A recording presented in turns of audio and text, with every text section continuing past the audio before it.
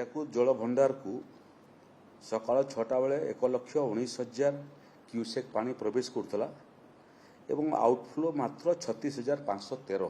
ता अर्थ हीराकुद बंधरे पानी वर्तमान संरक्षण कर रखा आगामी दिन फसल चाष करने तेणु गोटे गेट खोला ही नहीं।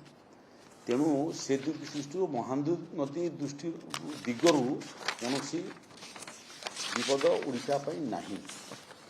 बाकी जो मूल नदी सब रहिले से ब्राह्मणी नदी रे मध्य पानपोस्टारे डेंजर लेवल 178 मीटर थिला बेलकु एबे 9टा बेले 177.86 मीटर जलपतन अच्छी। ता अर्थ होची वार्निंग लेवल मध्य पहुंची नहीं, डेंजर लेवल तो दूर को ही गला। जेनापुर ठारे मध्य जलपतन वार्निंग लेवल अतिक्रांत करी नहीं। बैतरणी मध्य से अवस्था, बैतरणी आनंदपुर कहतु कि ओखुआपड़ा कहतु, ये दुईटा जगार 34 मीटर और 17 मीटर लेखाएं अच्छी जोटा वार्निंग लेवल रू मत तले अच्छी किंतु नदीर जलपतन बढ़ी बढ़ी जाऊँगी।